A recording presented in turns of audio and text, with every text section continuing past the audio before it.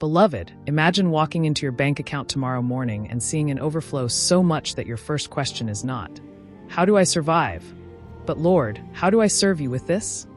What if I told you this is not just a dream? It is God's will for His children. Poverty is not your portion. Scarcity is not your inheritance. Today, by the grace of God, I will show you the blueprint that heaven has already written for your financial freedom, God's blueprint for abundance. Introduction. We live in a world where men and women spend their entire lives chasing money, only to end up empty. Many get rich but lose their peace, their health, or even their family. But kingdom wealth is different. It is not money for show. It is wealth with peace, joy, and eternal value. Deuteronomy 8 verse 18 tells us, "But remember the Lord your God, for it is He who gives you the ability to produce wealth, and so confirms His covenant, which He swore to your ancestors, as it is today." This means wealth is not an accident. It is a covenant promise. When we follow God's principles, abundance follows. Point 1. Wealth begins with God's ownership. Psalm 24 verse 1 says, "The earth is the Lord's and everything in it." Everything belongs to God. Until you see Him as the source, you will live in the cycle of scarcity. The world says, work harder, hustle more, cheat if you must. But the kingdom says, align with the owner and He will supply.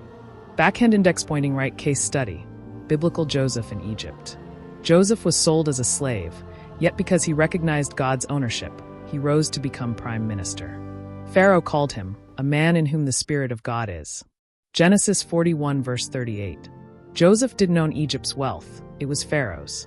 But God made him the steward, and through him, nations were fed. Backhand index pointing right application. Stop saying, "This is my business, my account." Start saying, "This is God's resource in my hand for His kingdom." That shift is the foundation of kingdom wealth. Point 2. Obedience unlocks kingdom wealth. Isaiah 1 verse 19. "If you are willing and obedient, you will eat the good things of the land." Many Christians pray for financial breakthrough, but ignore financial obedience. Tithing, giving, integrity in business, these are not optional. They are covenant triggers. Backhand index pointing right case study. Imagination picture 2 Christian businessmen. Brother A tithes faithfully, refuses bribes, and treats his workers with fairness. Brother B cheats, hides his income, and manipulates clients. At first, Brother B seems to rise faster. But after 5 years, Brother A owns a stable, God-blessed company, while Brother B is drowning in debts and lawsuits. Why? Obedience is slow but lasting. Disobedience is quick but destructive. Point 3. Giving is the master key to abundance. Luke 6 verse 38. "Give, and it will be given to you, a good measure, pressed down, shaken together, and running over." The world says, keep more to have more.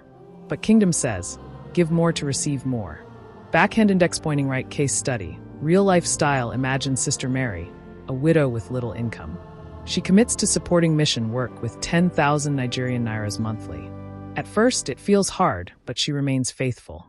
Within 2 years, her small tailoring shop attracts contracts from schools, churches, and even government bodies. She testifies, "Each time I gave, God opened another door." Backhand index pointing right lesson. What leaves your hand doesn't leave your life. It becomes a seed. Point 4. Diligence is a kingdom principle. Proverbs 10 verse 4. "Lazy hands make for poverty, but diligent hands bring wealth." God blesses the work of your hands, not the wishes of your heart. Backhand index pointing right case study. Imagination brother Samuel was a prayer warrior, fasting daily but too lazy to learn new skills. Meanwhile, brother Peter also prayed, but he studied IT, worked late nights to grow his skill, and asked God to bless his diligence. Within 5 years, Peter was training others and expanding his business. Samuel, though prayerful, was still borrowing. Backhand index pointing right lesson. Prayer without diligence is presumption. Prayer plus diligence is prosperity. Point 5. Kingdom wealth is for kingdom purpose. Matthew 6 verse 33. "Seek first the kingdom of God and His righteousness, and all these things will be given to you as well." God prospers us, so we can advance His mission. Kingdom wealth is never for selfish display. It's for eternal impact. Backhand index pointing right case study. Historical John D. Rockefeller, one of the richest men in history, was a tither from age 16. He said, "God gave me money so I could serve Him with it." His wealth built churches, schools, and hospitals that still exist today. Backhand index pointing right lesson. If your reason for wealth is selfish, the flow will dry. But when your reason is kingdom, God entrusts you with more. Point 6. Contentment guards kingdom wealth. 1 Timothy 6 verse 6. But godliness with contentment is great gain. Greed destroys wealth. Contentment stabilizes it. Backhand index pointing right case study.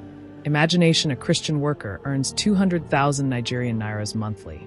Instead of saving and planning, he borrows to buy a car just to look rich. Within a year, debts consume him. Another Christian, earning the same, lives within his means, saves, invests, and prays. After 5 years, he buys the same car debt-free. One lived for show, the other lived with contentment. Point 7. Faith is the currency of kingdom wealth. Hebrews 11 verse 6. Without faith, it is impossible to please God. Faith is daring to believe that your situation is not permanent. Poverty may be your starting point, but it is not your destiny. Backhand index pointing right case study. Biblical Abraham believed God's promise of land and descendants when he had neither child nor territory. Today, Jews, Muslims, and Christians all trace back to him. Faith created generational wealth. Backhand index pointing right application. Speak faith daily. Say, I am blessed. I am a kingdom financier. I walk in divine overflow. Conclusion. Kingdom wealth is not magic, it's a covenant. And God's blueprint is simple. Recognize him as the source. A walk in obedience. Be a giver. A work diligently. A live with kingdom purpose.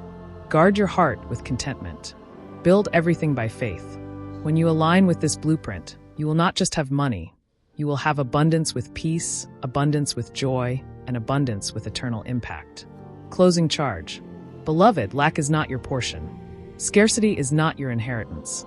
God has designed you to be a channel of wealth for his kingdom.